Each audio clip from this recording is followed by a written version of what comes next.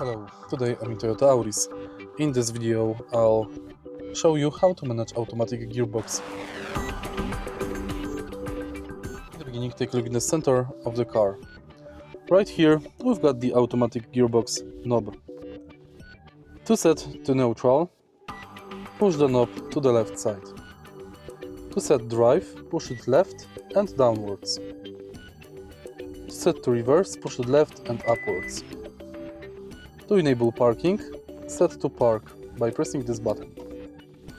To enable B, make sure to set to drive and now push it downwards. You can see your current gear on the instrument cluster display right here.